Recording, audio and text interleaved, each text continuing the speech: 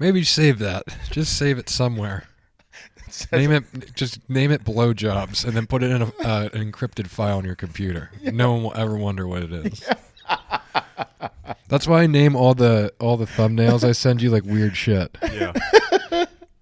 Yeah. So that if somebody ever looks through them, they're like, "Oh my god!" Like if you look at the folder of HWMF podcast thumbnails for YouTube, I name most of them like the most fucked up part of the video. No shit. Like, or it's just like dicks, or like, you know. Nice. Yeah. So your file's just full of all kind of fucked up, weird shit. Yeah. Like if I did a search on your computer for dick, like at least 3 things will come up from this podcast. Yep. Man. Yeah. It's pretty great. Mm-hmm. Nice. Pretty cool. Holy shit. What a morning. I know. Can't complain. A little dreary out there. I'm about to have a kid. Yeah, definitely happening. It's happening soon. Uh-huh. It's my neighbor. So we've been pregnant, my neighbor and, the guy up the road. He and his wife, they're pregnant at the same time. Well, yesterday his dog is his one dog. He has a few dogs. One of his his 2 dogs are older. Mm-hmm. Okay, and then he has his brother's dogs because his brother's moving into a new place and he's been watching them for a couple months. Mm-hmm. So they have 4 dogs up there. One is a tripod.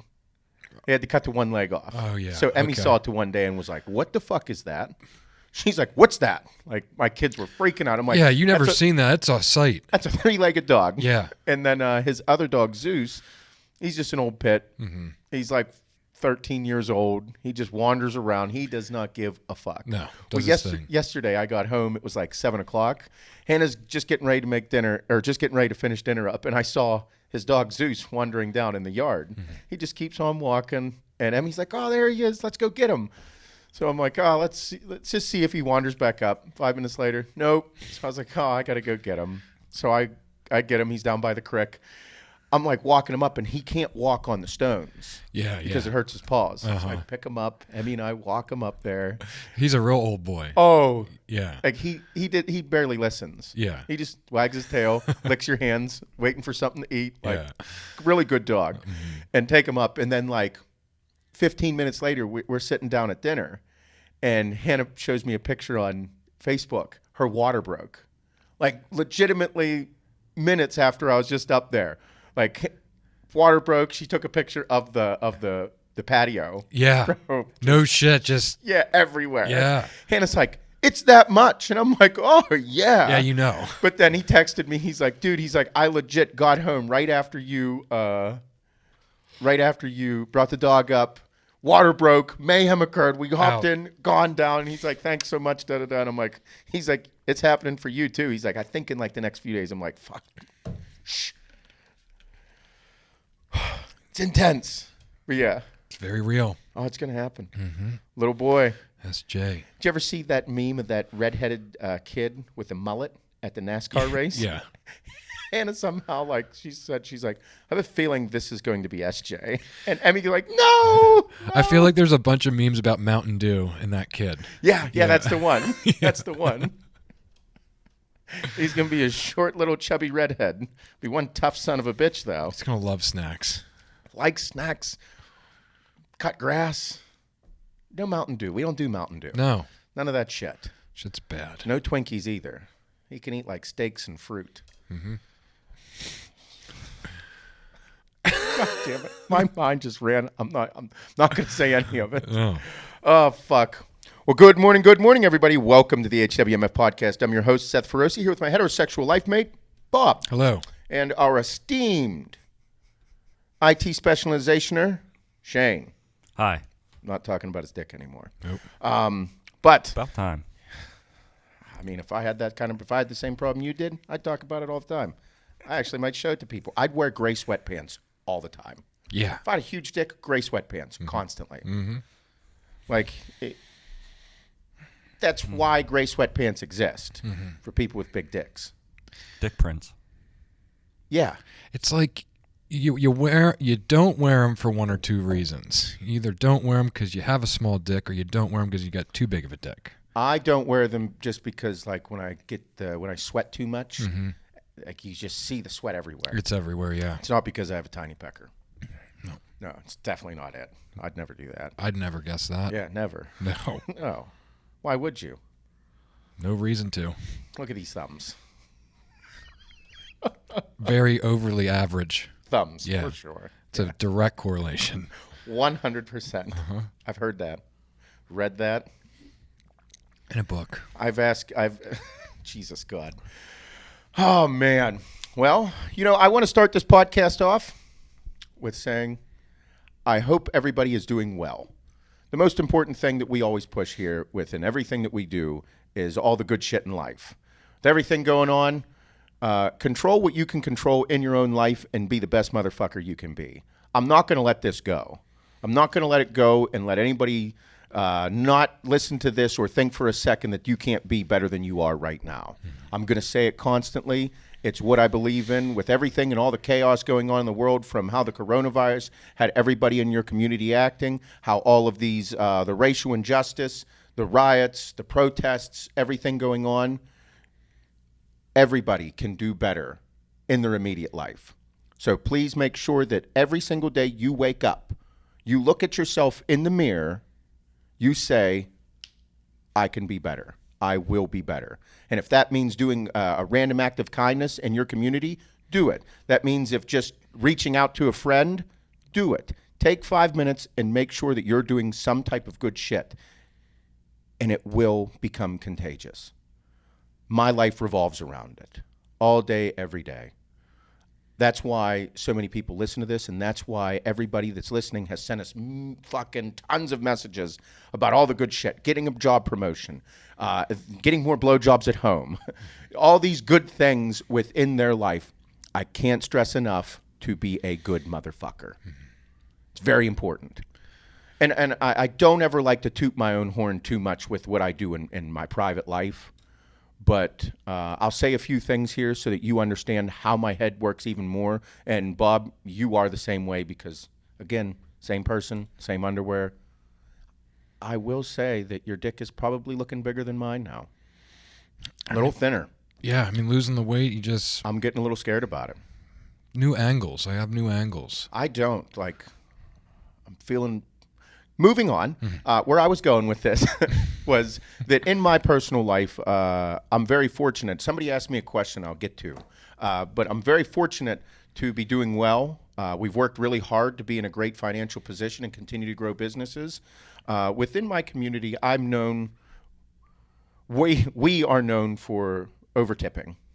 We are known to make sure that we show people that we appreciate their hard work. Yes. It was something that as I worked in blue collar or I worked in someone's home with my dad, seeing the appreciation and the excitement for someone when I do a good deed, or someone buying me lunch when I was in their house, at the end of a job, somebody buying me a gift saying, here, I see you with a coffee cup every single morning. Here's this nice travel mug. Bro, that's a big deal. Those are people showing appreciation. That's spreading the good in the world. It might seem small, but if you are working 5-6 days a week, 10 hours a day, 12 hours a day, blue-collar jobs like we grew up doing, whenever somebody would do something like that, that's a kind gesture. That goes so far. Inject that into your life. Whenever I can't stress that enough. When all these restaurants that we go to, I overtip the fuck out of them. Yep. I do it because I'm in that type of position. I want them to know that I appreciate their work, especially through everything that just occurred with the coronavirus and knowing that people are stressed, people are scared, they're not working as often, they work in a service industry, very difficult. The guys that came and did your driveway, immediately. Yep. Blue-collar, hard-working motherfuckers. Show appreciation for them. Yep. The little things. If you can do these things, do it. Spreading that good, it does generate good karma. Yeah. And I do believe that because I'm living proof of it.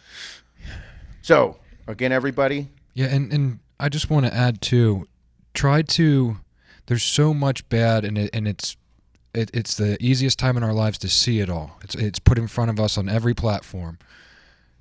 they're showing a lot of bad. There is a lot of good occurring right now. Yes. There's a lot of good occurring in your communities. I'm sure most of you see the good in your friends and your families. Fuck, you follow us for a reason. You're a certain type of person. You're good people. You already are. You've already all been doing these things.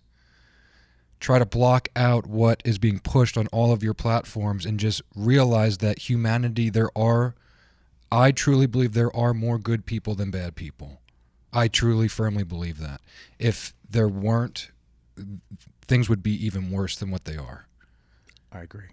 So embrace the good that is occurring, that you've always been doing, that you continue to do, and absolutely step back from the shit for just a little bit. And again, within me, and I'm being pretty open about things I don't talk about or gloat about. This whole thing has opened my eyes even more. Mm-hmm. During COVID, everybody that listens to this, they heard me say I want to run for governor, and they're like, Governor Seth, here we go, and all this. These types of things that are occurring, they make me feel even more strongly about being a part of my community. Mm-hmm. And don't just talk about things. You gotta take action. Yep. So when it comes to being a part of my community, I'm going to take a stronger stance in my community. If that means that I go to every single meeting there is, yes, you have to do these things. Mm-hmm. There is a system to how this works, and if you want it to change, you have to put yourself into it.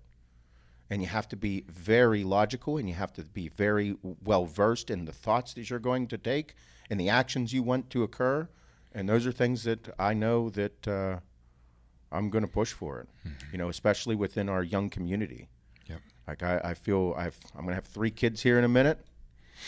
Whole goal for their lives to be better. Are they great now? Yes. Can they be better? Yes. Can other children's lives be better? Absolutely. That's what I feel strongly about. That's what I have a connection with personally. So that's what I'm going to push for. Mm-hmm. I think that it's possible. I see where there are issues, and I'm going to push for it. So everybody needs to do the same. There is tons of good. Be the good. Work for it every day. And it's not going to be easy. Mm-mm. I even noticed it as within myself last night whenever I had a conversation with Adeline.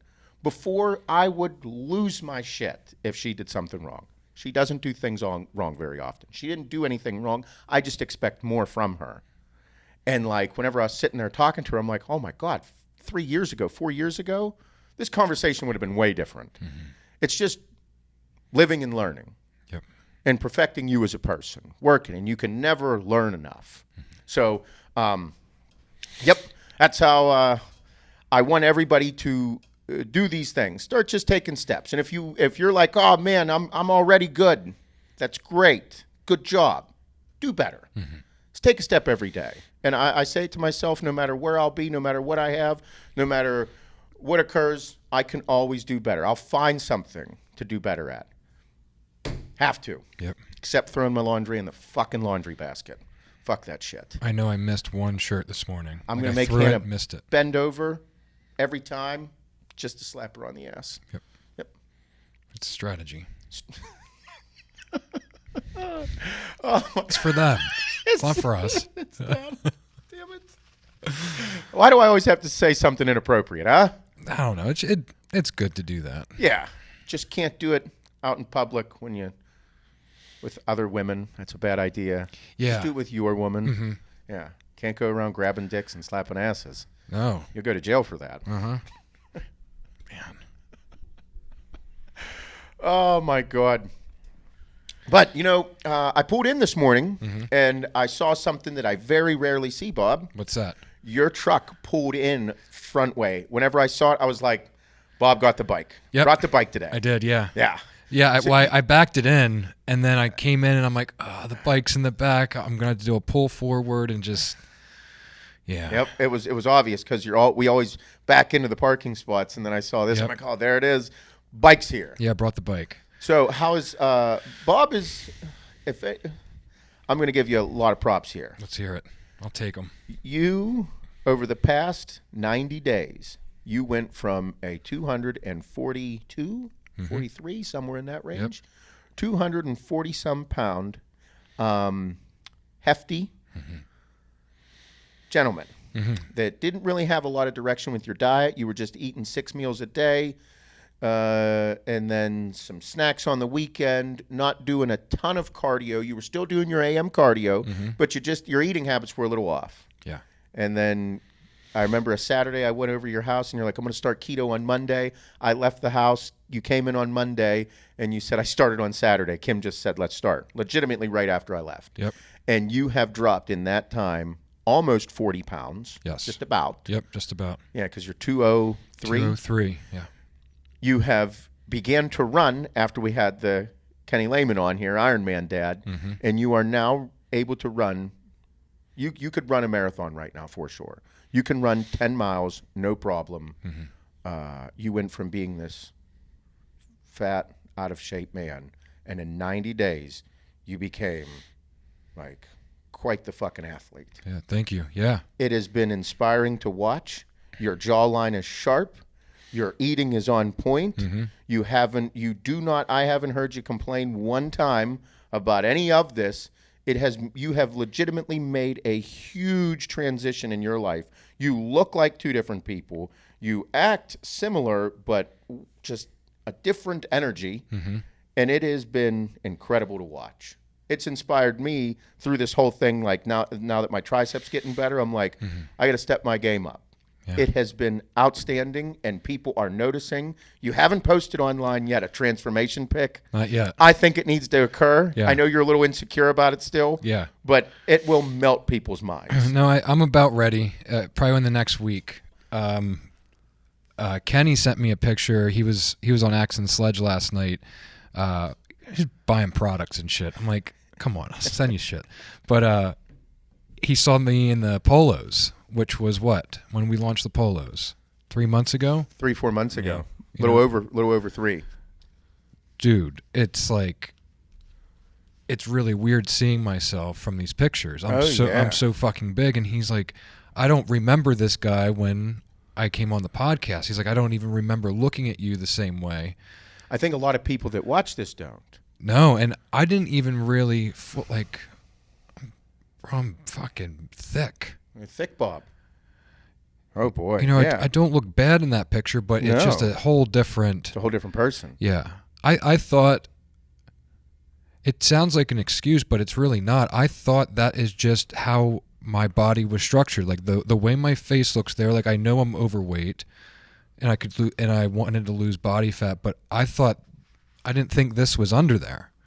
Like, I just thought I was this big, square-faced dude that's how I was always going to look. You have a square face, but it's not really a square anymore. It's more of a rectangle. Like rigid. Like yeah. It's not as wide anymore. Yeah. It's still this way, but this way is now this way. Yeah, right. Yeah. I was saying that because you have gone from losing the weight, you started running. Now you run 10 miles pretty easily. Yeah, doing about 20 to 25 miles a week now. Yeah, that's ridiculous. Totals. Yeah, it's fucking out of control. And now you started on the bike. Yeah. And then I'm in the process of buying a new home, and it has a pool. And you said, "How big's your pool?" And I'm like, "Oh, here it comes, dude." I was like, "Not big enough to swim back and forth like for a triathlon." Yeah, right. And then you're like, "Can I do what Kenny does and like tie my legs to the end of it for the bungee thing?" And I'm like, "Definitely, fucking great for that." And I'm like, "Here it comes, dude." It's awesome because I'm watching your gears turn. Yeah. Like you went and bought a bike. Yeah. So how's the bike going? What's the process here? Dude, it's not like riding a mountain bike. No. I'm very good once I'm going. So I thought I was going to be like hop on. The other night I thought I was going to hop on right up the road and like potentially be able to like spin by your house and then like double back. Yeah. Just like a quick warm-up run, first time on the bike. I got on the bike, clipped one side in, and was in the gravel on the side of my driveway in 12 seconds. I was humbled in like 10 seconds. And Kim happened to be walking by the front door, sees me like on the ground, like on my back. So you took a fall. You were down. Bro, I fell hard. I fell hard 4 or 5 times over the course of the next half hour then, trying to get in and out of this bike. You clip in with your feet. Yeah, so like you like nose in, clip down, and you can feel it clip in. It's it's smooth to put one side in and then getting going. And like if you're on a hill or so you have special shoes, on special pedals, yeah, and it's not easy. No, it requires some finesse. Have you watched YouTube videos? Yes. Did they make it look easy? They make it look so fucking simple, like it's like a magnet, like it just sucks their foot right in. But it doesn't. No, dude, it's just a sheer finesse thing in practice. So for the half hour, I literally was doing straight lines up and down my driveway, practicing just coming to a stop, having one leg out, leaning to one side, and I got done one in, bro. I'm bruised up, like hip, like my ass, my hamstring, like everything's all bruised up. Like I fell hard because it's so like, funny. It's not, you're not moving. That's the problem. That's what I'm. Like I try to get my right foot in, and then my momentum stops, and then you literally slow-mo just tip. And when you have no foot to put out, and you don't want to have your arm out, you can't straight arm that shit. You'll fucking. You're just like shoulder that bitch in, eating it. Yeah. So like I'm doing this, and Kim watched me fall every single time. She was out there she's like, I can't watch you do this anymore. Like you're literally fucking yourself up. I'm like, one of these falls is going to be the fall that like actually fucks something up. Hurts you. So I slowed it down, and it's just practice, dude. So that's why it's here. I'm going to be running, like we have big parking lots on both sides of the buildings. Yeah. I'm going to be doing laps, practicing coming in and out. Maybe we can drag a gymnastics mat out there and like that be the mat that you fall on. Yeah. Like that's your stopping point. Like, There's just a stretch that's gymnastics mat. Just run alongside you holding the mat. Yes. Like a pad and just throw it. There it is. Shade's out there sweating. He needs to. He's been doing his cardio too. I know. Last week he's in there because he stopped eating Taco Bell at least 6 days a week. And advice for him, I was like, just do cardio. Just every 4 days a week, get your ass on that treadmill 30 minutes every time, and do 100 push-ups, 100 sit-ups every fucking time you do it. Yep. That's the greatest place to start, because you can't just jump in and be like, I'm going to eat 6 clean meals a day. I'm going to lift 5 days a week and do this. No, you got to start somewhere. Where is it? Even though he was a college athlete, you know, just because you had that doesn't mean that your life meets up with it. And it's like there. So yeah. He's been. I know. What'd you say? His arms were looking good the one day. Yeah, it looks like you've been working out. You're carrying your target out back with your bow. I'm like, damn. He's been working out. Yep. I'm trying. He must work out. He must. But with that story right there, and you wanting to tie yourself off in a pool, yeah, I kind of feel like tying your feet in a pool is also a bad idea, because there's going to be a learning curve, such as you falling on your bike. Yeah. I feel like you might drown in a pool. They're not like tied off. It's like bungee cords, and they're around your ankles, so you can move those feet. Like the feet are moving. See, that sounds logical in your head, and as the person that's your best friend and owner of the pool, I feel like that's a liability. And business partner, where a lot of money gets run through Bob. I can't have you dying in a fucking pool at 6 a.m. at my house, being like, "Oh, I'm just gonna go for a swim," and I'm like, "Look out there, Bob's floating."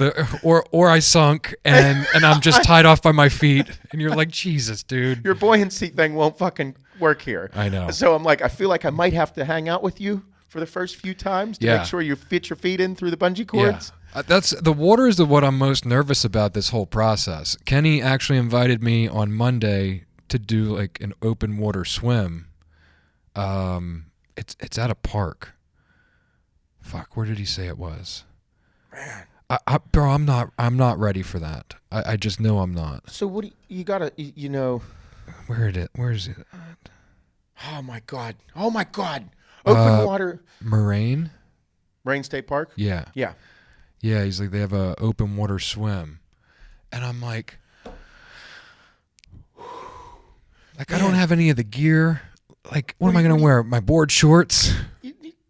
My reef sandals? Like, going up. What am I going to do? I don't know. Go to the swim place or something. I know. I need. Go buy everything on Amazon. Just goggles. Buy some Speedos. Like, do I show up all geared, like, fins? Do I wear fins? No, I don't think you're allowed to wear fins. But no, I told him, I was like, I don't know, dude. I was like, I was like, I don't know. I was like, I'll have to let you know if I'm coming out. I wouldn't mind going and watching them, seeing like what goes down. I would say I would definitely go show up. Mm-hmm. And just bring some shorts and stuff if you want to jump in. Yeah. Because knowing you'll be like, oh, I wish I would have brought it. Right. And so at least have some stuff. Yeah. You got to go see it. Yeah, I definitely want to see it. I mean, that was the whole process that went through with me with bodybuilding. I went to shows, did a show, went to a bigger show, saw that before I actually did it. You got to get the feels. Yep. Yeah. Man, what a process. I'm excited. I am too, dude. It's the whole journey is like just contagious. Like every day I'm a bit harder by it.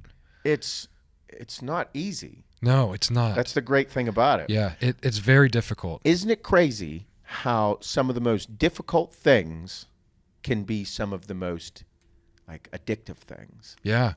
Yeah, I mean, a lot of people have been hitting me up saying that like I'm adding my mileage very quickly and like I'm progressing very quickly every week, and I am, but I have not missed a single run since Kenny started sending me weekly programming. No. Not one run. Like not 1 mile. If anything, I've mistakenly doubled my mileage. Just by accident. That is, I'll interrupt there for a second. Yeah. That's the shit that you'll hear because what you're doing is excessive. It is, extremely. Whenever you're doing anything, people are like, man, you're progressing really quick. It's not a bad thing. It's just a little bit... I don't want to say unheard of. It's just not normal. Mm-hmm. And I would say like seeing you every day and talking to you about your diet and how you feel and all these things. Fuck no, dude. Keep going. Go harder. Yeah. It's almost like you have to find out when you're going to break. Yes. You have to push yourself to the point when you're going to break. When is your mind going to break? When is your mind going to break down in a run? When is your mind going to break down with your diet? Mm-hmm. And if it hasn't, and why the fuck slow down? Yep. Why the fuck restrict yourself? That's part of the greatness. That's part of the journey. Mm-hmm. You should be pushing yourself to the point where you're like, I'm going to break. Yeah. You should be pushing yourself, I want to do this. Your cheat meals are like, you're already, you've been there for a while. You're like, they need to actually be good for me mentally, but also physically. Mm-hmm. And the one that was bad for you physically, you're like, I don't want to do that again. Mm-hmm. You got to that point, you're like, even though it tasted delicious, I don't want to do that shit. No.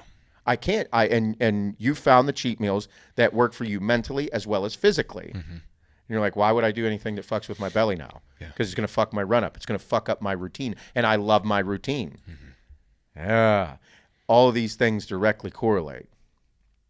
So anybody that's getting into this, that's just how they have to. That's the point you need to feel. Yeah. Like in bodybuilding, I relate everything to bodybuilding because that's what I did. But whenever I chose cheat meals, those cheat meals had to be beneficial. Mm-hmm. If they weren't beneficial, like physically, then why was I even doing them? My trainer instructed me what cheat meal I should eat. So what does Seth want to eat? Seth wants to eat pizza and ice cream. Seth, what the fuck good is that going to do? Mm-hmm. Nothing. I need you to go eat 125 pieces of sushi. Oh, sounds like a lot. It is. You need to go eat that. And I'm like, I mean, I like sushi, so fuck it, let's go. And it was, so then the next day I would look insane. Mm-hmm. So what was better? 100 pieces of sushi and a wild fucking workout and look the next day, which just gave me such a fucking hard on. Yep. Or making myself feel like a glutton with pizza and ice cream. Yeah. Sushi, bitch. Yep. Let's go. Yeah, it's such a wild feeling that takes over your mind. Like I eat an extreme deficit most days. Yes. I definitely do. I know I do. I fast all morning. I expend huge amounts of calories between, like I did the stepper this morning. If I do the stepper in the morning, it means I don't run that day. So I'll do the stepper in the morning, lift weights in the afternoon. Yeah. Running day, I run every morning, probably weights in the afternoon. Yeah. I'm expending thousands of calories a day, not hundreds. Yes. Eating very deficit, but eating to fuel my body with energy so I'm ready for my run, so I'm not lagging throughout my day. Mm-hmm. And somehow, like, I like feeling empty in my stomach and just always being hungry. I like that feeling. Functional and fuckable. Like right on the edge. Because like if I'm too hungry, then it fucks with all my stuff. Mm-hmm. I don't know, dude. It's like that fight. That's you learning your body. Mm-hmm. That's you've experimented. This whole 90 days has been an experiment. A huge experiment. Yes. There was weeks where like I couldn't go to the bathroom. There was weeks that I was excessively going to the bathroom. There was weeks I added this in and I thought it was better and it was actually making things worse. Like me and MCT Powder in the morning just do not operate well together, and I was drinking it for 5 weeks straight. Yes. Removed it, everything got better. So like in a 90-day period, I threw and brought in so many different variables and just stopped lying to myself about it. Yep. If I felt bloated, it's because I felt bloated. Mm-hmm. You know what I mean? If I felt undernourished, or my energy hit something, or work was like just cognitively wasn't there, wasn't eating right. Yep. Fat was down. Something was occurring. Yep. Isn't it crazy? But what blows my mind out of all of this, like, yeah, the the results are amazing, and it's what keeps me driving so hard. But the fact that I was able to flip my mindset from a fat guy mindset, like I think about food every fucking day. Those Oreos right there, I know that they're there, dude. I know what Oreos are on the table in there. Yeah, but they're disgusting. I know, but I still think about them every single day, like every day. Yeah. Like this process hasn't gotten easier. I'm making it harder by like training more, being even more strict with my diet, playing the game with the cheat meals. I don't know, dude. It's very, very intense, and I stopped lying to myself. I'm just doing the work. Yep. I stopped lying. That's how this works. Yeah, because and especially on keto, dude. I say it all the time. You have to be all in. You know, a lot of people are like, "Oh, I had a bad weekend, and this happened. What do I do?" I'm like, you can't have the bad weekend with keto. You can't. No. It fucks your shit up. You are going to gain weight. You are going to be shitting your pants. Yes. It's not going to work. It's the weekend love that people have, the weekend need, doesn't work with keto. Mm-mm. No, you can't have a weekend cheat meal all the time. Mm-mm. You won't progress. Yeah. You'll just stay stagnant. Mm-hmm. And you'll feel like shit for a day or two, then feel good for a few days, feel like shit for a few days. It's not a good way to go about it. Mm-hmm. Because you can't just jump back and forth from trying keto to enjoying the bagels and the pizza and the cookies on the weekend. Right. That shit don't fucking work. No. That's a bad way to go about things. Whenever you are in this program, a cheat meal is a great way to go about things. Mm-hmm. Is it good for keto? No. The more I do, keto and I don't work. Mm-hmm. Did I lose weight on it? Absolutely. I don't think it's the best thing for me overall. Mm-hmm. Mentally, physically, internally, I don't think it's good for me. Mm-hmm. What is good for me? Basic shit. Like I've run my life like the chicken and rice thing. Like the way I run my diet right now is very Mediterranean-esque. Like fish, white meat, low carbohydrates. From a bodybuilding perspective, I eat maybe 250 grams of carbs a day. Mm-hmm. My protein, moderate protein, around 220 grams of protein a day, maybe less. Most days 180, and then my fats are moderate. Maybe bunch of veggies. Oh, this is me. Olive oils. Yes, oils. No butter. Not a lot of butter. I do oils. I do avocado. I do fish, chicken, egg whites. Still doing fruit. Ton of fruit, ton of veggies. A ton of veggies. I take 2 shits a day. I feel phenomenal. I think clearer. I wake up cleaner. I wake up with an empty stomach. I still enjoy a snack a few nights a week. But those snacks, I stay away from the preserved shit. Basic, overall healthy diet. Mm-hmm. That is where I need to be because I do like to indulge on the weekends. So when I indulge on the weekends, my body will go into a quick reset. I have my cheat meal, and I'm good. What's my cheat meal? Some type of red meat with a dessert with my kids. Yeah. That's how my life runs, and the red meat doesn't work for me every day. I try and convince myself because I like it so much. I can't fucking eat red meat. It legitimately, it's not good for me because of how I run my life for so long. And I've lost weight. All I know is I feel way better. So that's how I'm going to run it. And is it a specific type of diet? No, I'd consider it just to be a well-balanced, healthy diet. Clean meats, lots of veggies, lots of fruit, moderate carbohydrates. The carbohydrates I do eat, complex, lower glycemic carbs, not such starchy things. Very basic and simple. Yeah. I'm not who I used to be. In my head, I am sometimes. You're still pretty damn close.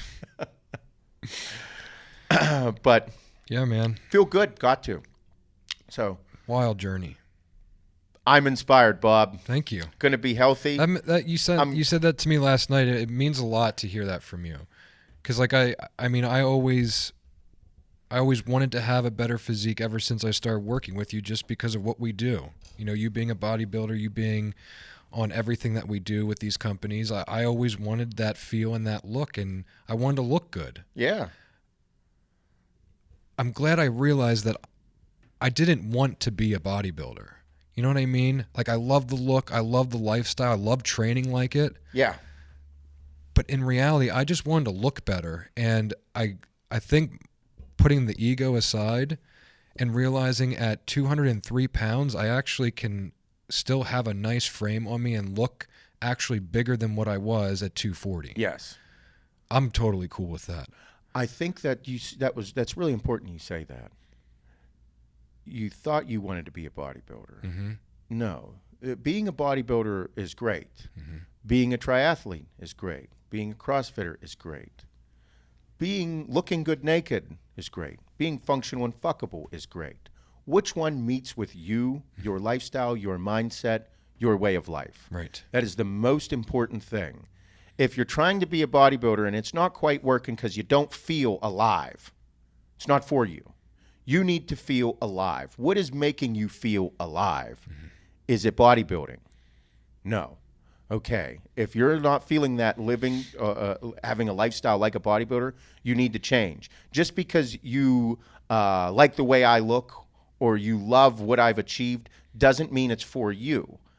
I need you to think. I need you to figure out what you want to feel. Yes. That's the most important thing. Because whenever you feel alive and incredible, bro, the game's over. You got it. Everybody in your life is going to benefit. Your wife, your job, your children, your career, your shit will become on another level. And then people will ask, how'd you get there? I just started running. Fuck you. Run? Get out of here. I don't run. Okay, you don't run. I'm not running. I'm not running a marathon. I have to accept that. In my head, do I think about it? Sure. But that's just not my style. It doesn't work for me because whenever I get a mile in, I don't like it. Yeah. So if I force myself, could I do it? Sure. But if it's not making me feel alive, why would I? What makes me feel alive? I really like lifting weights. I come to life. Huge smile on my face. Just everything in my body explodes. I get a sense of euphoria. So that's what I'm going to do. Because if I have that sense and that feel when I do it, I go home, whoa, I'm a different person. So it's important that you find these things. And that's why whenever like you connecting with Kenny with it and other people encouraging you, that's the most important thing. It's got to be, your life has to be full of the good shit, the things you want to do, the things that you feel alive from. It's important. Yeah. Very, very, very fucking important. Love it. Yeah. All good shit. Yeah. I'm getting excited and a million things just ran through my head, like I say every fucking podcast. Everybody busts my balls about that too. We need a good morning shirt. Yeah, we do. Absolutely. Yeah. We definitely have to have that. Cool design. I'll work on something. Yeah. But I love daydreaming. Hannah is seeing me do it at nighttime because I'm engulfed in my phone. I've been in my phone for the past fucking 3-4 days with everything going on. the controversial things. I've probably answered over 1,000 DMs. I've been on my phone all day, all night, talking to people and trying and not trying. I am spreading the good because people got offended by certain things. You right now on social media, you can't say the right thing for anybody. You're the side thing, people choosing sides. No sides. Unity. You need to hear each other out. We need to talk, conversate, rather than scream and yell and go back and forth with fucking hashtags. Let's do good in real life. Let's have a conversation. So I've been on this a lot. And last night, I got lost in just all the things that I really like. Yeah. Like decor in the house, cars. I started daydreaming, and I was like, man, like driving that fucking McLaren. That was just hard on in itself. Yeah. Like that was like a body hard on. And I'm like, been looking at cars and dreaming. I'm like, man, whenever I'm old and retired, I can't wait to own a convertible and drive around with my hot wife and just go to dinner in a fucking convertible, or go out on a Sunday morning drive, do something cool. Yeah. All these things. And I'm like, man, what would I want to drive? What would be like my dream convertible? And I'm like, well, I just drove the McLaren, and that's kind of fucking with me. And I feel like I want to dream big. Mm-hmm. I want to look at extravagant shit. So I was looking at Ferraris. It's a good direction to go in if you're looking for those things. I was like, a convertible Ferrari. I feel like I was just daydreaming. You know what I mean? It's important. And I'm looking at it. I'm like, this shit is out of fucking hand. Mm-hmm. Wild. So then from Ferrari, I went to Lamborghinis. I'm looking at fucking the Huracan, and I'm looking through them all. I'm like, I don't know why, but like, it just, dreaming about it makes me feel a certain way, like daydreaming. Yeah. I'm a big daydreamer. I did it with bodybuilding. I did it with the businesses. I did it with my life right now with my family. That's just me. Mm-hmm. And I think it's important because it just, it puts a smile on my face. And Hannah saw me doing it, and she's like, what the fuck is that? I'm like, nothing. She's like, what are you looking at? I'm like, nothing. She's like, let me see. And I showed her, and it's a Ferrari video. And she's like, oh my God. She's like, what the fuck is wrong with you? And I'm like, I don't know. I don't know. She's like, you just got done saying no fast cars, and here you are. You went and drove one. Now you're looking at them. And I'm like, no, this is a retirement convertible. Like, for you to like just feel special. And I don't know. In my head, this thing of the fucking hair in the wind and all the fucking movie-esque shit and the fucking rom-coms, all that. I have that in my head right now. I'm in a good spot. Just shut your mouth and let me dream about you. And she's like, I kind of like it. And I'm like, I like it. Yes, I'm fucking in. But I visualize everything I buy. Oh yeah. Like I run through it. Oh yeah, have to. Yep. So we were having fun with it last night, and she's like, you are a wild individual. Like she's like, the way you look, this hardcore lumberjack, like you and your chainsaw, like that fucking chainsaw on you. I have this. I'm like, I don't know. So like I like to look good in everything that I do. Even if like I'm not that good at what I'm doing, if I look good doing it, I mean, I feel good about myself then. Like I kind of like I was a snowboarder my whole life. Was I like outstanding snowboarder? No. I looked good doing it out there, and I like to have a good time. Yeah. So like I kind of like think about the same shit. Like now, like in my head, my new visualization of me is on a bicycle. Uh-huh. Like, and I have the whole look. Like I'm lean as fuck, and like calves are on fire, like sharp. Like a way better, like cool, jacked version of Lance Armstrong. Cool bike shorts with like the flipped up, like the hat that has like the brim that's like this short, it's flipped up. Yeah. Cool jersey. There's a huge groundhog out there. But, hey, Lance. It's kind of all I was getting at. Yeah, like I just see it right now. I don't know what it is. Yes. Yeah. Mm-hmm. Like the daydream. Like I'll be on my run, and like I can literally see myself like crossing a finish line and like seeing you and seeing like Mike and Pat, and I see Kenny and like and RPM and RPM's there, and I look cool, and I got like cool like shit on, and like I don't know. It's like a whole experience. I literally feel the whole experience. Bro, it has to happen that way. I mean, from that standpoint, like the challenging yourself like that vision while you're working out. Yeah. Bro, that's all I did whenever I was training for bodybuilding shows. The whole entire time I was training, and it got really ugly, like those last fucking 6 weeks. Mm-hmm. Bro, all I visualized was winning. Mm-hmm. My name getting called. And in first place, my name. First place, my name. New IFBB Pro, Seth Feroce. It's all I listened to. Vision over and over and over and over. Anytime I wanted to quit, vision. Anytime it got hard, vision. Yep. That good thing. I think that's like why I'm so strong. Feel so strongly about that daydream, because I felt it. Mm-hmm. I felt the daydream become a reality. Yeah. I felt it. So therefore, I'm like, yes, it's going to happen. And for me, fucking off like this, the whole joke, like, yeah, yeah. And then I'm like, this morning, cargo shorts, AAR shirt. What are you going to do? Go get in your Lambo, Seth? I think so. Like my $22.99 Arizona shorts that are way faded black. They were black when I bought them. They are gray now. Yeah. They work with my gray shirts, and I don't wear black with these shorts. Yeah. Because then you can see how faded and ugly they are. Way different tone to Way them. different look. But it's like such a hick. But these extravagant thoughts, I enjoy them because it's just making me feel good. And if I feel good, then why should I stop them? Mm-hmm. You know what I mean? I think it's important for people to do in life, because then it drives you to do things. Mm-hmm. Am I going to own a Ferrari convertible? I don't know. Probably not. I want to own a convertible for Hannah and I. One of us will. But then I look and I'm like, I also could see myself, driving a fucking convertible muscle car. I mean, because then I don't know. Then I can listen to the sound, still get the hair blown in the wind, get the feel of old American muscle. That gives me a fucking hard on. Yeah. Yeah.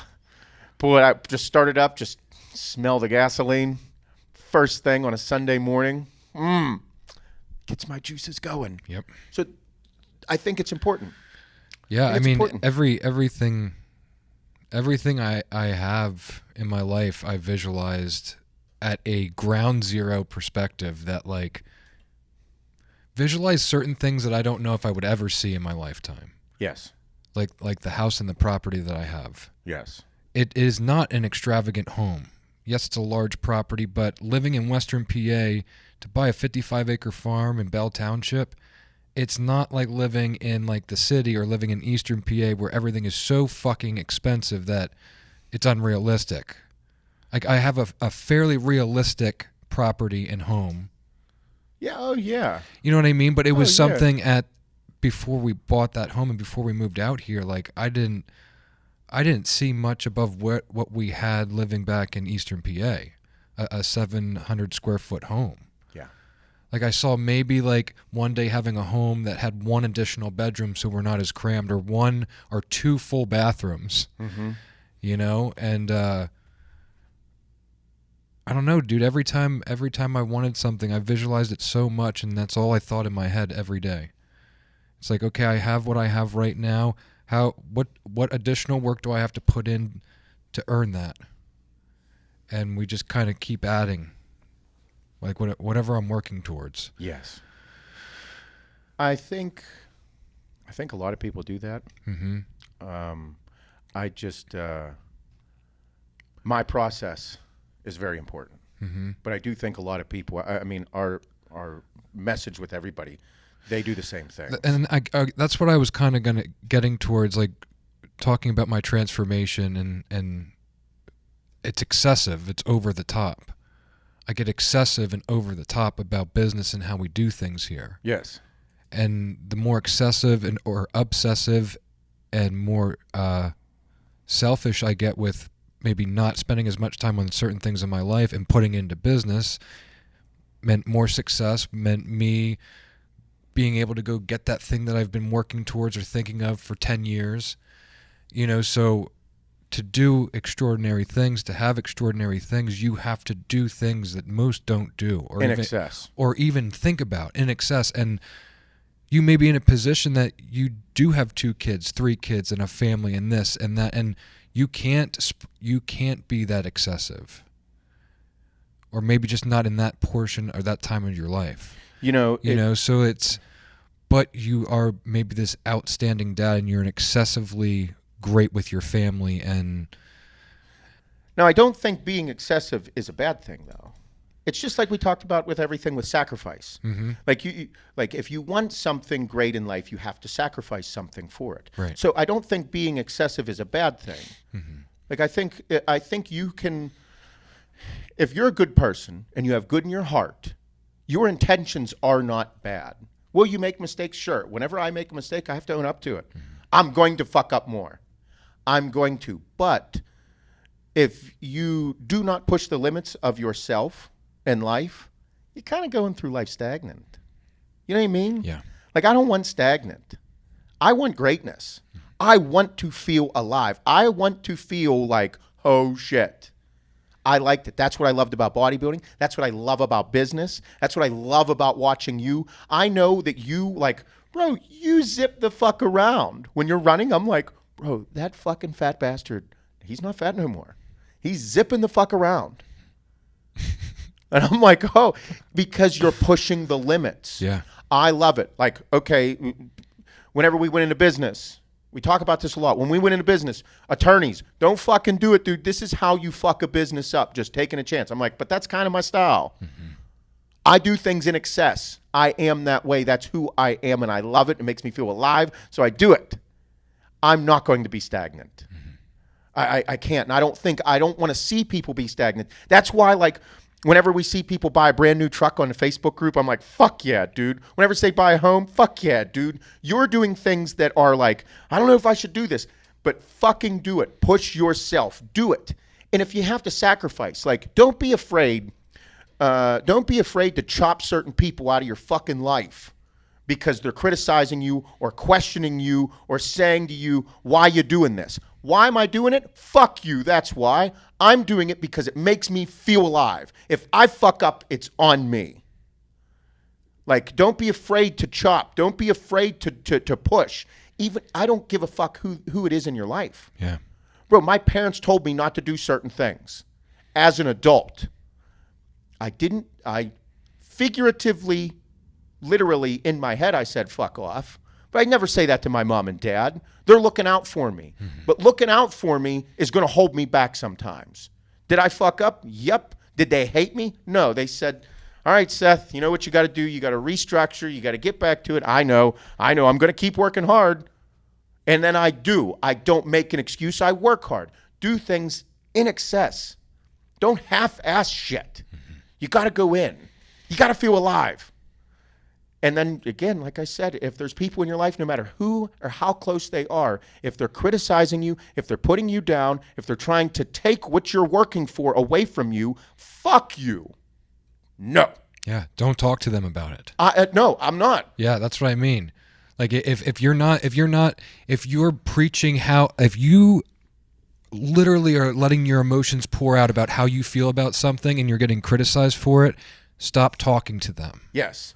If it's good intent and it's good in your life and you're excited about this new, bro, like me talking about my diet and doing my shit around my family, they're all uncomfortable about it. They don't like it. They feel bad that I'm on a diet. They criticize certain things about it, and it's like, I'm just not going to talk about them anymore with you, and I'm not going to get upset about it because I'm just not going to talk about it.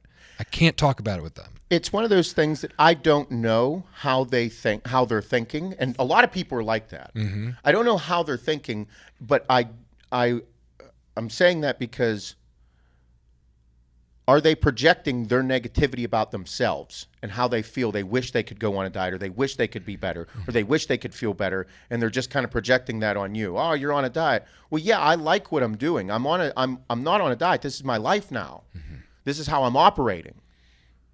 Like, I'm operating at a high level. I'm running. I'm doing these things. Like, I don't want to sit on the fucking couch and eat fucking bonbons. I don't want to go to a job where I'm disgusted with myself. I'm upset. Oh, I got to go to work today. No, motherfucker, I'm going to fuck shit up. That's that fucking intensity you have to have. Mm-hmm. You have to. Passion, love, intensity. Those emotions need to flow through your body about everything you're doing. And if people don't fucking like it, if people say and try and tell you how you should feel about something, about the things that you love in life, they're telling you how you should feel about things you love in life, oh, bud, you need to leave me the fuck alone. Mm-hmm. It's that, and I'm saying this from the perspective of not on social media either. Like, people, and I put myself out there. You put yourself out there. There's always going to be people that criticize me for anything. Mm-hmm. Can't please them all. It's just going to happen. I'm going to be me because I love what I do. I know I have good in my heart. That's good. I'm pushing it. I'm saying these things. We're saying these things so that people that aren't on social media, you're not on social media, you're not a social media influencer, that does not mean you're not fucking worth a whole hell of a lot in your fucking life. You are important to your family, your community, yourself. You need to push for those same things. Who gives a fuck if you're showing it on social media? Show it so that you feel good. Tag us. We're gonna see it. Yep. If I don't see it, Shane's going to see it. Bob's going to see it. Jay's going to see it. Our team's going to see it. Fucking Carly's going to see it. We have people out there. We're going to see it. We're going to post about it. You're going to inspire more people. Mm-hmm. And whether you inspire fucking millions of people online or not, you can inspire one motherfucker. If that one motherfucker is your child, that person that looks up to you all their life, you're going to change one person's life.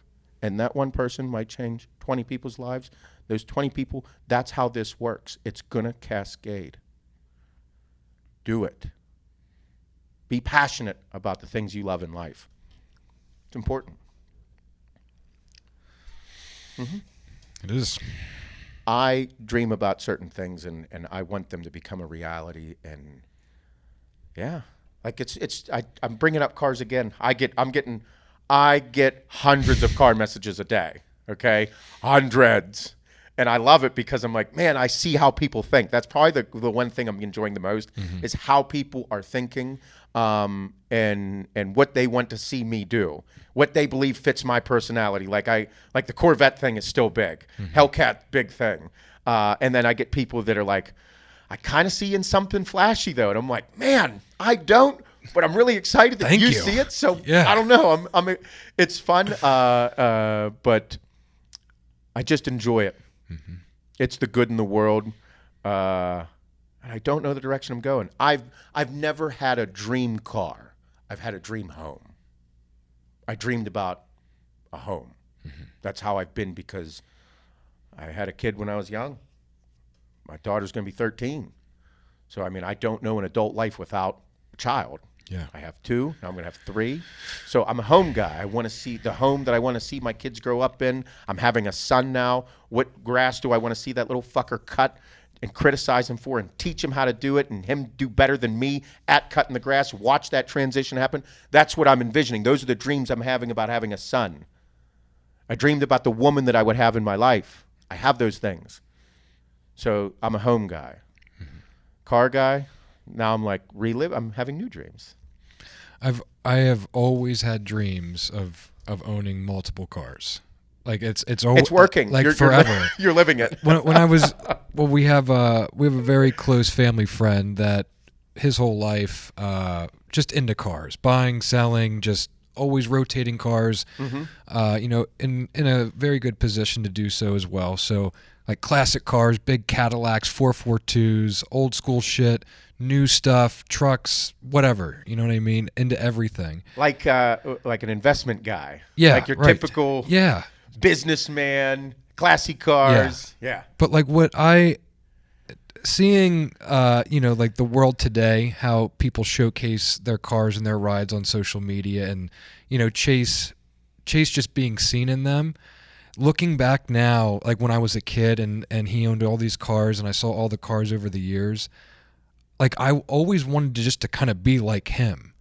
He bought every single one of those fucking cars for one reason, and it's because he fucking liked it. He loved it. Social media wasn't back then. He was not like, oh, I'm going to pick up my new car. I'm going to go sell this. But I always thought it was the coolest thing on the planet when I could go over there and walk through his garage and like see everything there. And he was just so passionate about the cars. You knew, like, the smile on his face was just... So, like, he just had a story for each car. Yeah, story. Like why he got it. Like, why he got it, why he was into those styles. You know, some of them inspired by, like, first cars he had as a kid growing up. And then, you know, to be honest, just always into classic shit. The dude never really had, like, a brand new, like, higher-end car or sports car. He always collected these Cadillacs and... Classics. Just cool shit. Like car show stuff. It gets everyone talking about it because they appreciate the car. Not that he's being seen in the ride. You know what I mean? Like so there's such a difference. So it's all. I'm equating this. I'm a child right now. Yeah. Like your Matchbox cars. Exactly like that. Exactly. So he's just reliving a childhood. Yeah. Like 50-some-year-old man that has money. That's like, there it is. There's the classic car I wanted. Adding it to the collection. It's like, and then whenever you go over, obviously, as a car guy or anything, or even owning a home, you're like, yeah, look at all this cool. Let me tell you about this fucking roof. Yeah. Let me tell you about the stonework at this house. Yeah, right. Best stone guy in the area. Yeah. You're excited to do the dad things. Yes. So he was doing that with his garage. You'd go over and be like, here it comes. I'd be so excited. And then it got to the point as I got older like he would let me know when he was getting something new. Because he knew like I could appreciate it and like I'd want to see it, and without him putting it on blast for anyone else, you know, because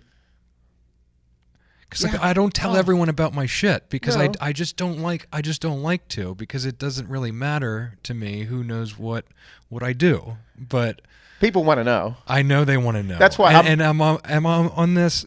Well, yeah, just to be honest, I'm on this hinge because I don't want to be judged for what the fuck I do.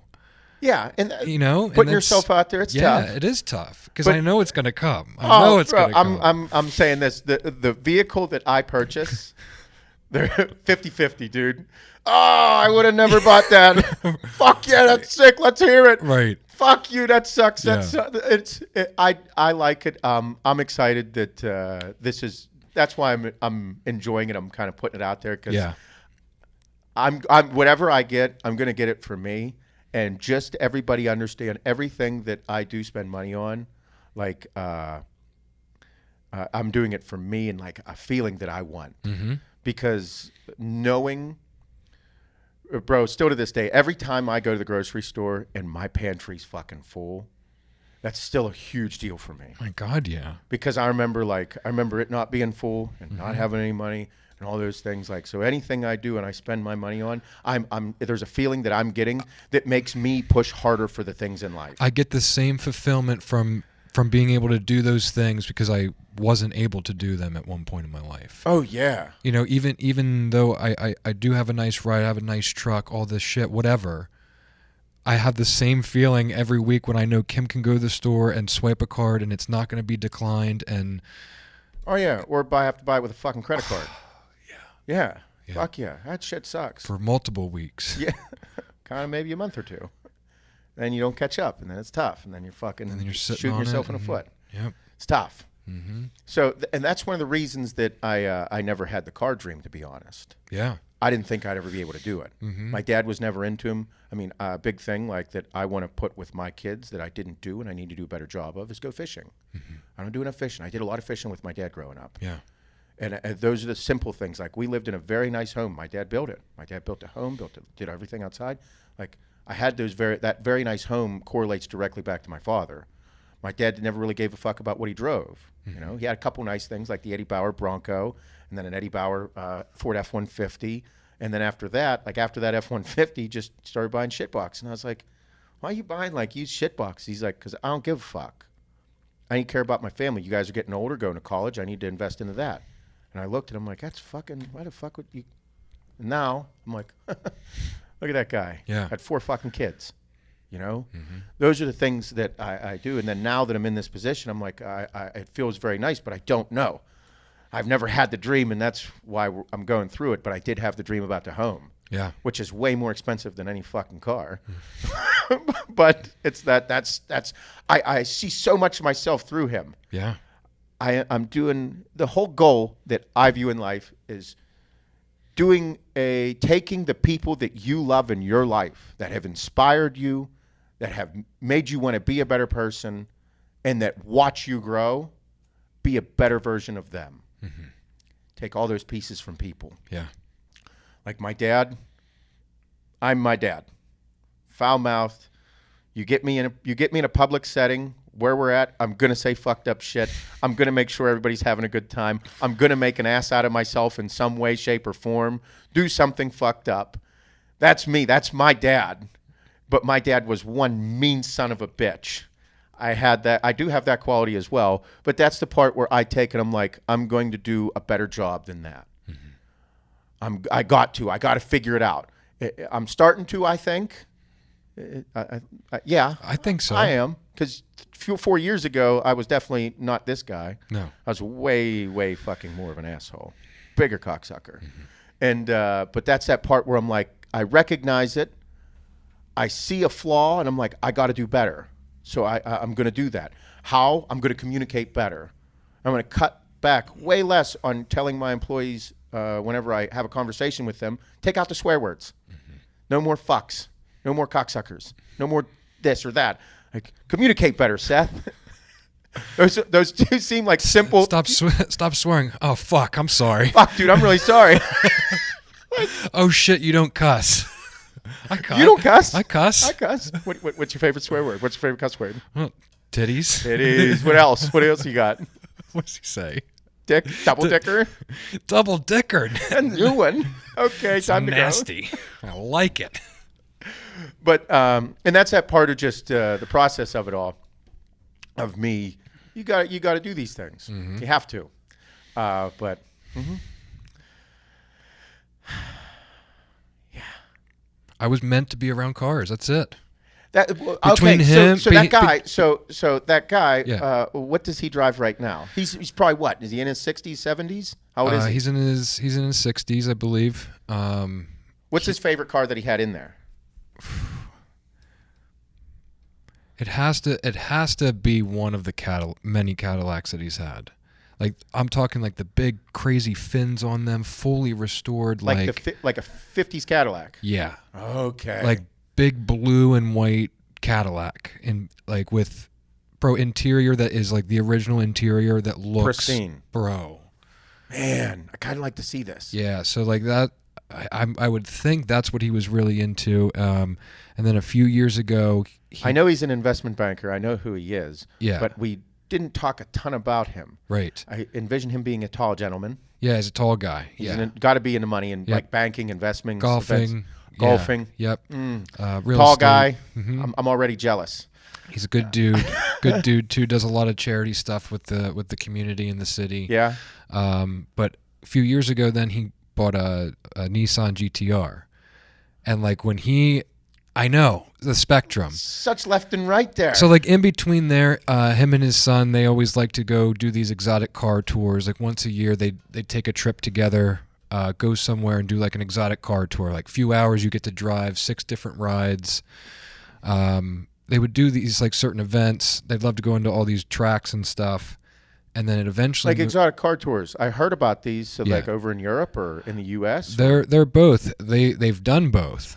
The ones in the States, like how much do they cost? It's I'd not like to do that. It's not too bad. Like it's a few $100 a person, to go on these tours, depending how many rides it is. Like if it's 3 to 4 rides. No fucking way. Yeah, fuck yeah. Like have one in New York. I know he went to. I believe. So they've always been into cars. He had. I remember at his house, he had every car magazine like come to the house, and like I'd always get the old ones or like the DuPont Registry. Nice. He loved going to like the Barrett Jackson auctions out west, just to like be there and to be around it. He's hardcore into it. Oh, bro, he knows everything about every ride on the planet. So what's he drive now? Now he still has the GTR. He's had this car for quite a few years now. Daily's that almost all the time. Daily's a GTR. That's what I think is the coolest thing about him. Get the fuck out of here. Yeah, it's all-wheel drive. He drives that thing the better part of the entire year. Then he has a very... Daily drives a GTR. Yeah. Yep. And then recently, I know he has a BMW M850 convertible, black. Convertible. Yeah. There it is. Does it have the tan interior? Yes. Black with the tan interior. Yes, I'm almost positive. Because it wasn't the black interior and it wasn't the red. Fuck yeah. It was like the brown or the saddle or whatever Whatever that they is. call it. Yeah. The Coyote Canyon Camel Brown. Yeah, so he has that, and then Bro, that's a sick ride. it's a fucking crazy huge. cool That's ride. a baller ride. Yeah. I feel like, see, that's the shit. That's the car that you like. He's in a Golf. Mm-hmm. It's a Golf guy. You pull up to the fucking You golf can course. still fit probably two sets of golf clubs in that trunk, for sure. This guy's cool as fuck. Yeah. Yeah, he's a good dude. And between him, so like him being a car guy, my dad being one of the biggest fucking NASCAR and race fans on the planet, grew up building model cars, all this shit. Between the two of them, I was literally meant to like just be around things Meant with to do motors. what you're doing right now. Yeah. There's Keystone Raceway right up the road. You were just telling me about it, yeah. Got to go there. I didn't realize it was so close. Bro, it's 20 minutes, not even 20 minutes. Yeah, we'll say 20 minutes. Yeah. Yeah.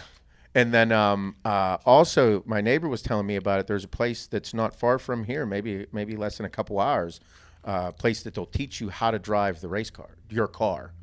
Like teach you how to drive Yeah. whatever you have. Like you can drive their rides there for X amount of dollars, or they'll teach you how to drive your car. Right. Like, so, I mean, I definitely would need that because I don't know what the fuck I'm doing. I just know I can go fast in a truck. Yeah. I know how to drive slower, heavier, stronger things. Not so much a Ford GT 500 Right. Mustang. No, I don't know. I don't know what to do with that kind of shit. You know what I mean? Oh, look. Anything you buy, it's like I was driving a fucking McLaren 720S, one of the fastest fucking cars on the road. What the fuck are you doing with that thing? I don't know, but I'm just going to go fast for like long.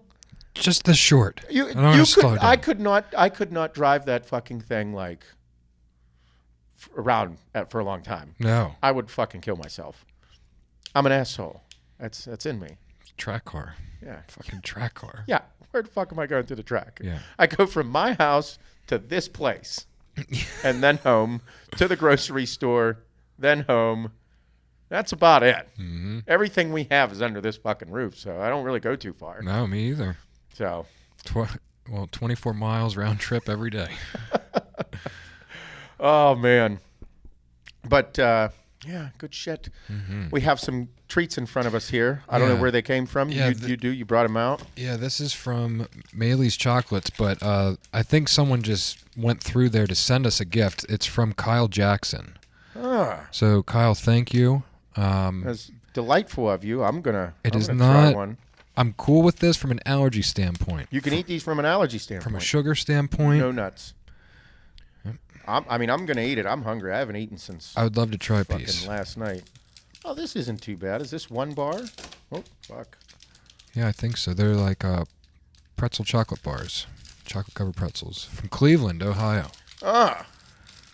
Fucking Flatland. Or what do they call it? What do they call the Flats? Shane's a big fan of Cleveland. Indians, not the Browns. Oh. Yeah. Right? Baseball.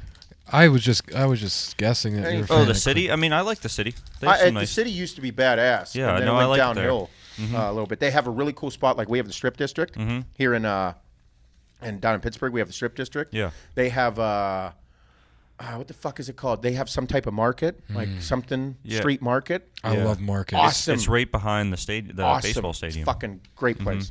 Ah, look, nice little bar there. Oh, nice. Chocolate bar. You can just break a little. I am a whore for chocolate covered pretzels, by the way. I'm too. taking these home. Anything with pretzels and chocolate, I'll fucking eat it. It's too big. That's way too big. What are you doing? That's what she said.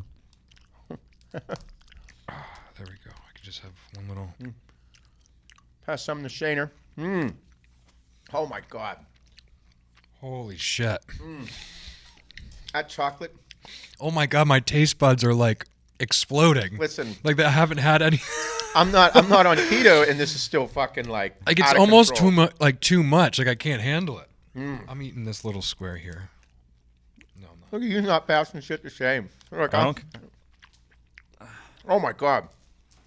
That's good chocolate. That is phenomenal chocolate. You're a candy bar guy too, Shane.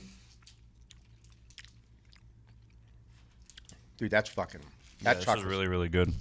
I Quality chocolate. this right here. That's why I don't eat candy bars, because this shit here is fire. It just makes a candy bar chocolate not even like. Where is this place? Cleveland. Oh, this is in Cleveland. Yeah, pretty sure. You know where they got it though, Shane? Yeah. Internet. Yep. Fuck yeah. Nice. Got him. Good one. Yeah, Cleveland, Ohio. This is delicious. I don't know. I haven't had Sarah's chocolates in a while, which is Sarah's from around here. You ever been to Dorothy's around here? No, where's No. Dorothy? Dairy Queen in White Oak.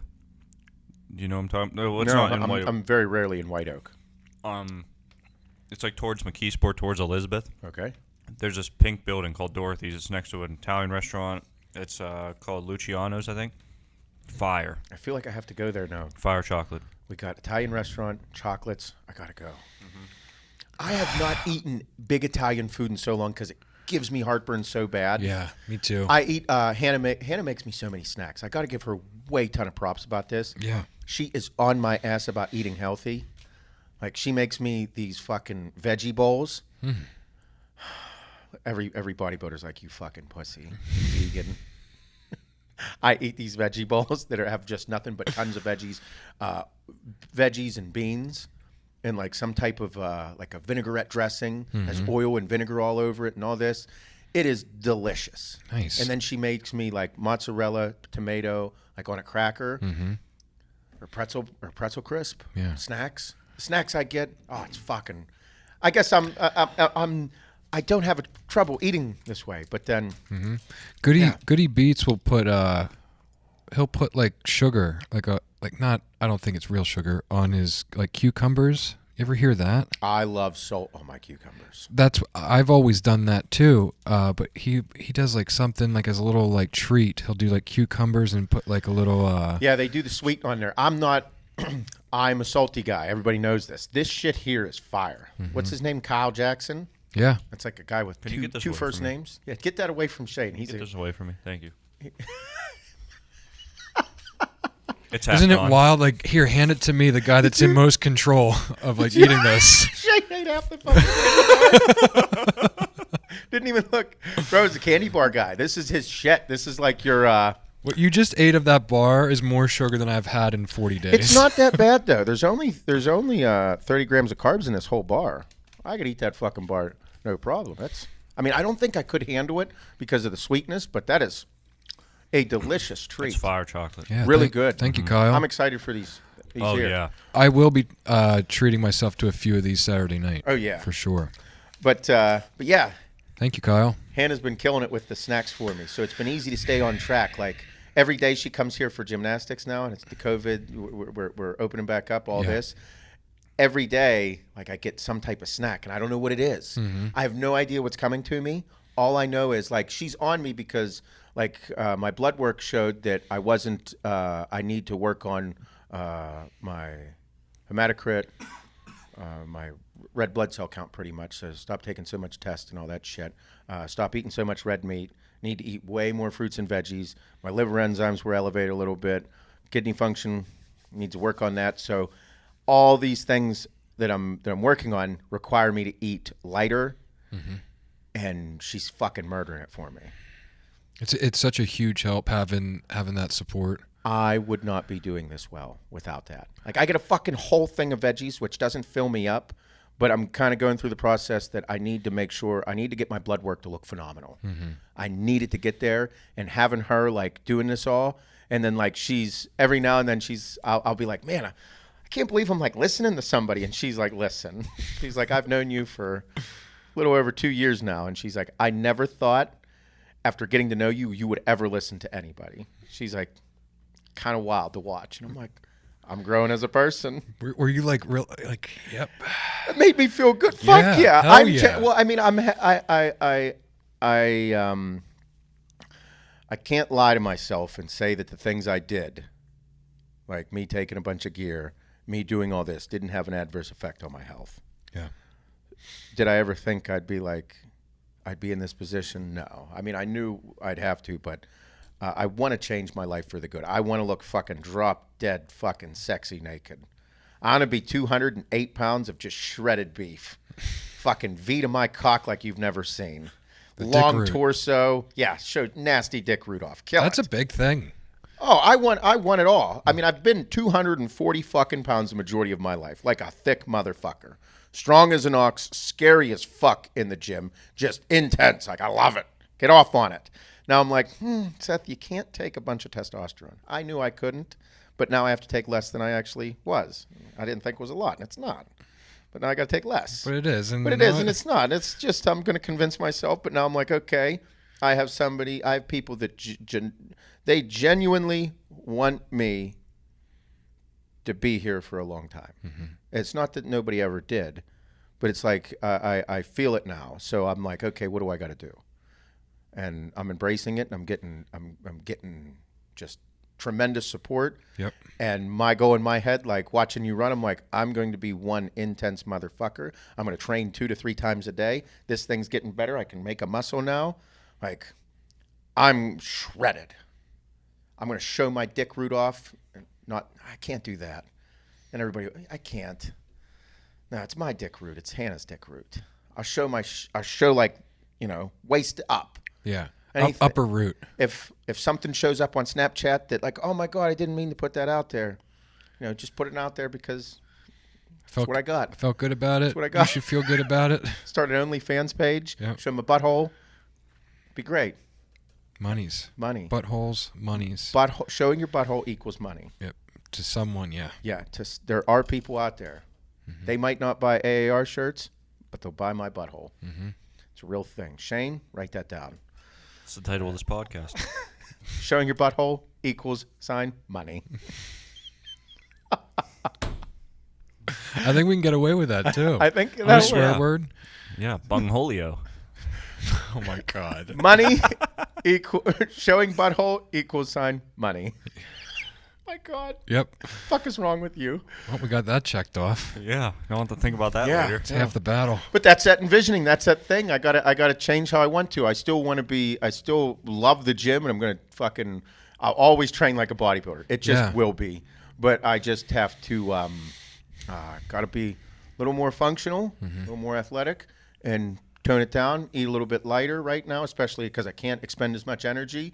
And then once all this happens, just continue to build. There's no reason for me to eat 300 grams of fucking protein right now. Yep. No point, so I'm there. Yeah. Visions. Got him. I got Visions. We got him. Damn it.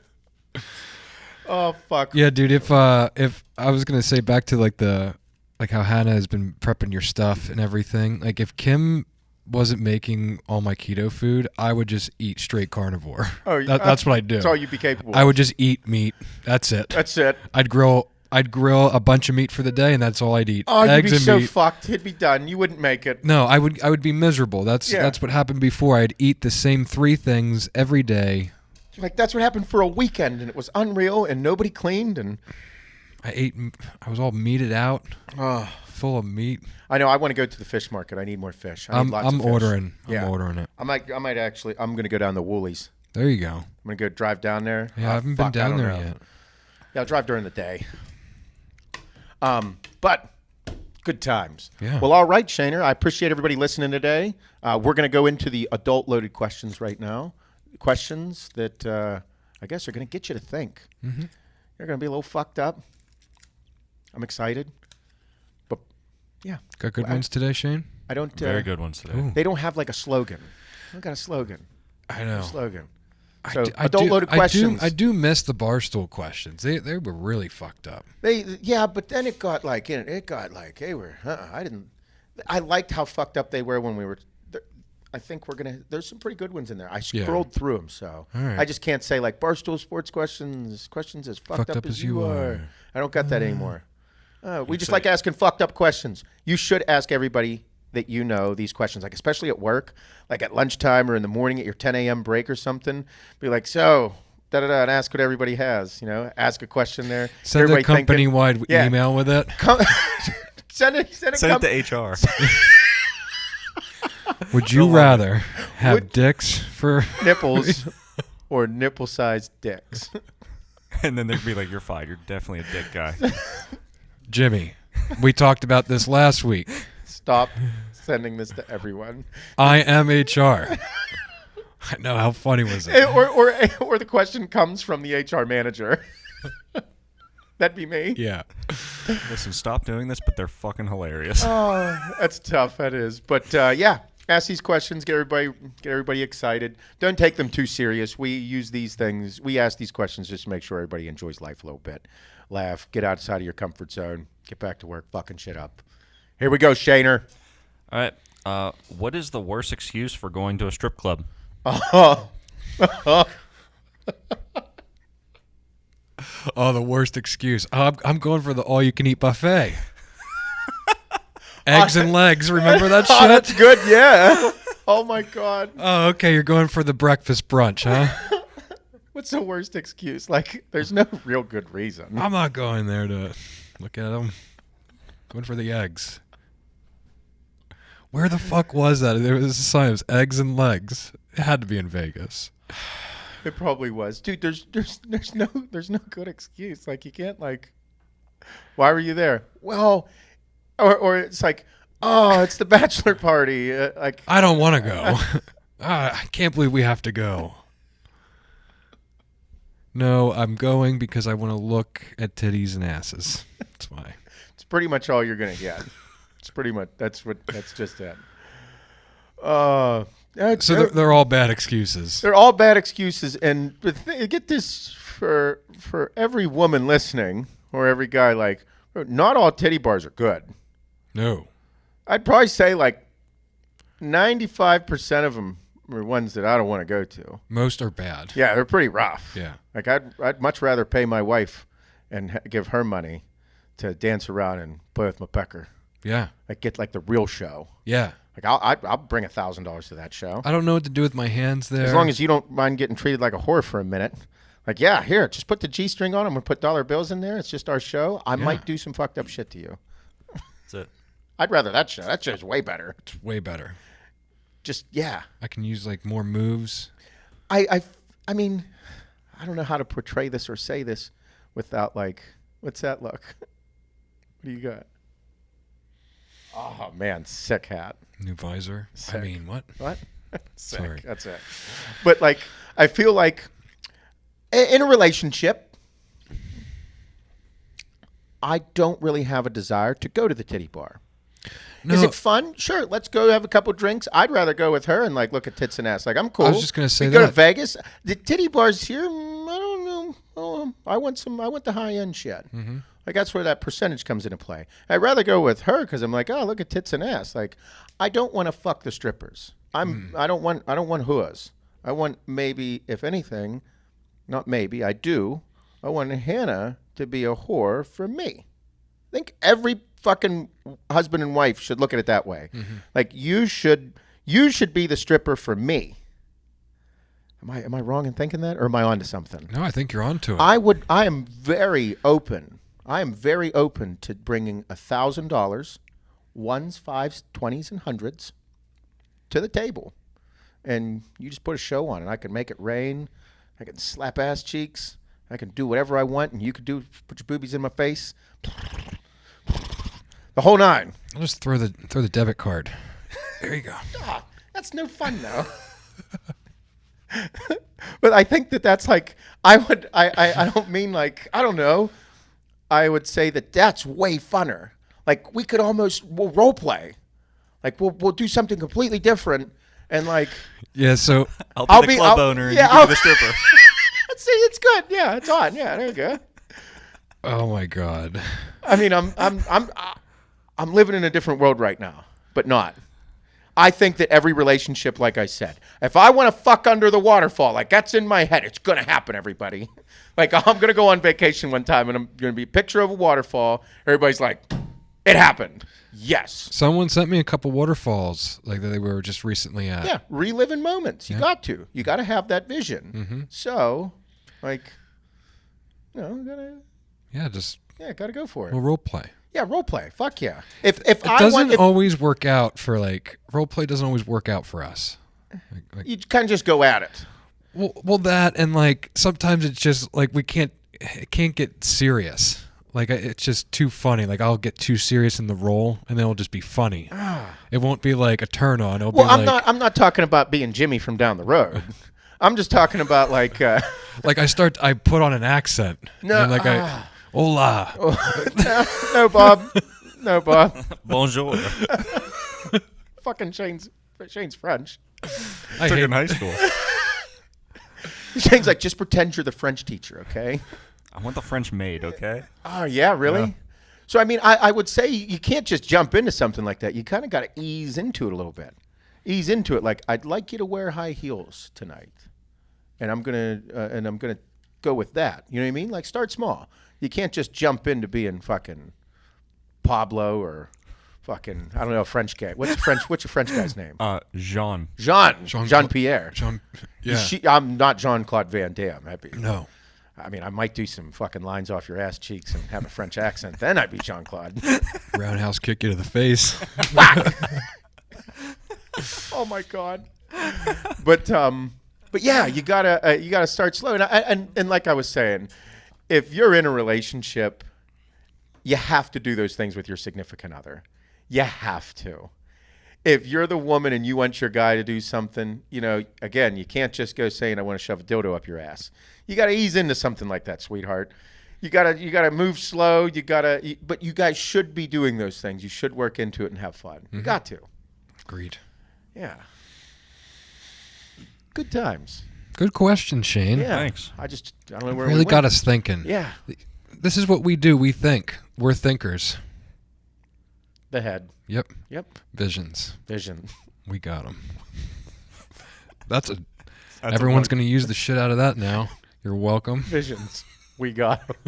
Should be a poster. I'd like that poster. It sounds like an eye doctor slogan. Oh, man. If I was an eye doctor, that's my slogan. Visions. We got them. We could fucking market any company. I'm fucking 100% sure. There's no there. You could. Oh that's it. God. After this is all over, marketing firm, consultants, guys. You can't fucking say that at a company like this. Why not? Why? We have up before, and it worked. It works. Let's just try it, sir. We're a very professional healthcare organization. Yeah. This is going to make you even more professional and bigger. You're going to like it. Listen, you can say fuck. You can. You're allowed. I've done it. It works. Sir, we cannot put a dick on an IV bag. Why not? But then you could call it a dick bag. I have to order 100 dick bags. This dick water got to go in you. Oh, my God. It's going to work. Trust us. Get out. Leave. See you later. Bye-bye now. It's your health. Don't fuck this up. See? It works. Yep. Whole team's on our side. We are fucking... Marketing firm. Yep. Next question, Shane. All right. What would you not want to put in your butt? Jesus. Oh my. I mean, there's one that sticks out right away. That would be a penis.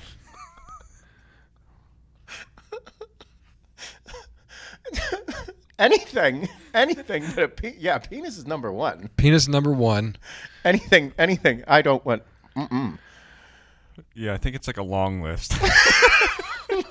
There's a bunch of things I could think of. The reverse of this is like, what you know what I did think? You want going in your butt? You know what I did think about? Ever see Jackass, the movie, and he put the Matchbox car in his ass? And he had to go get an X-ray and shit, and you could see the car. Oh my God! I wouldn't want to put that in there. I there's not one thing I'd be cool with. No. Not one thing.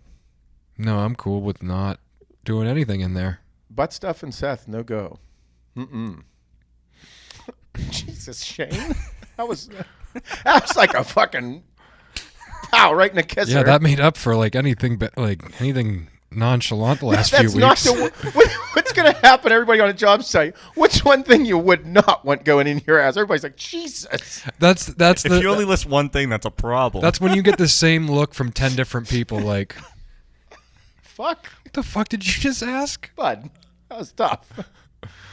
Nothing. Getting us thinking, Shane. Visions. We got got 'em. 'em. Moving on. All right. What would you like to try once if you knew nothing bad would happen?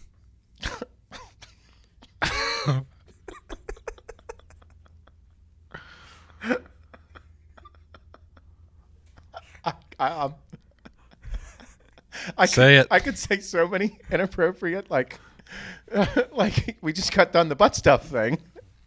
Like, But you want to try butt stuff? well, no, I don't. But like the sick part of me that want to say these fucked up things to just fuck with people. Like if you were at a party and you say it, it'd be like, it just ask a question, be a fucking off the wall. So what's the question again? Yeah, say it again. I'm fucking. What would you like to try once if you knew nothing bad would happen? So you're thinking like, oh, like sex with a dude. You just like, oh, you just don't know, maybe. I'm dead. No, not that. I'm dead. The fuck is going on today? This is so fucked up. Jesus, Shane. See, I think mine's a little bit more logical. Like I Yeah, would what wanna, do you got? What do you got? I would, like if nothing bad would happen, I'd probably want to go like arm wrestle a gorilla or something. See how strong they are. Oh, okay. Yeah, Not, you non-weird. had us going sexual fucking titty bars. Oh yeah, no. Ass stuff. Gorillas. Like, what the fuck? Gorilla arm wrestling. I'd want to go try to walk into the White House. You can. Well, something Like on a tour. yeah, on a tour. No, just walk in. I just want to walk in. No. Hey, guys. Wait, what is it? Something you would like to try If you knew nothing bad, would happen. Yeah. skydiving. Oh, really? If there was some miraculous way to say I could see myself landing and everything's good, I would try it. I think that's like a 99.9% chance, Bob. What, that I land? Yeah. Or that I die? No, land. Land. People go skydiving all the time. I don't care I don't know. I'm weird. I don't know if I would do it. I would not. No. Would you swim in an ocean if you knew nothing bad would happen? Yeah. Yeah, would you? Yeah. No, yeah, I mean, I would. I cannot envision swimming in the ocean and not anything bad happening. I have a fucking huge phobia about the ocean. Yeah, but this is a guarantee nothing bad will happen. If a guarantee nothing bad is going to happen, I'm swimming with fucking sharks. Yeah. Yeah. Did you see that fucking video floating around? Of the great white? Oh my God. Like, just Like a 35-footer? massive. Bro, Size of a 35-foot boat. fucking shark. Size of a boat. Megalodon. It exists. That's what the fucking Meg. title was. It was like real Jaws, like real fucking. Unreal. I mean, you got to understand those things do exist. Yeah. Like For sure. we don't know a whole lot about space or the deep sea. Mm-mm. Like, it's insane. It's insane. All the realms, like realms out there. Yeah, dude, and shit in there's constantly moving. Yeah. Like, they have a system of how things work that we know nothing about them because we don't even know they fucking exist. Mm-hmm.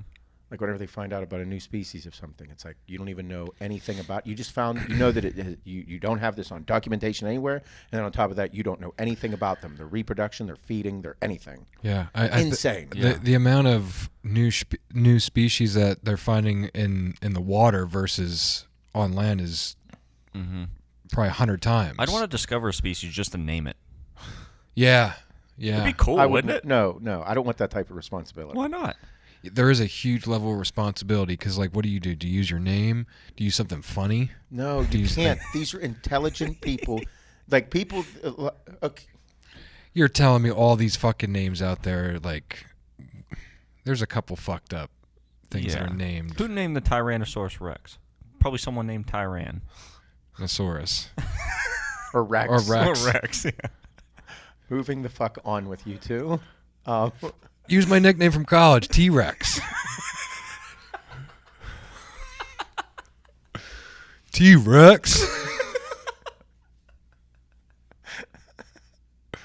All control is lost right now. Velociraptor. They named a truck after. They named a species after a truck. Mm-hmm. It's unreal. Oh my God. We're gonna name this one Seth. This is the Seth. Sethosaurus. This is Sethosaurus. Strong, short, wide. Does not move fast. Loves to fuck. Gets angry very easily. Is notorious for doing dumb shit. Has this weird stare it gives you. I think it's mad. Also sleeps with its eyes open. It's also known as daydreaming. Loves snacks. And will just eat all day. Anything. Meat, plants. It eats both meats and plants. Oh my God. Oh my God. Oh my God. Good times here. Good times. Do we have any more questions? No, that was it. I appreciate great questions today, Shane. Great job. Top notch. Everybody will be very pleased with these. Just taking us on a fucking roller coaster, huh? All right, everybody. Thank you for listening. Make sure that you share the shit out of this podcast. Follow Bob, follow Shane for all the updates on everything going on in our lives. And again, be a good motherfucker. Do not settle for anything less than being your absolute best at every single thing that you do in your life. It will become better. Thank you, fucking A. Have a wonderful day.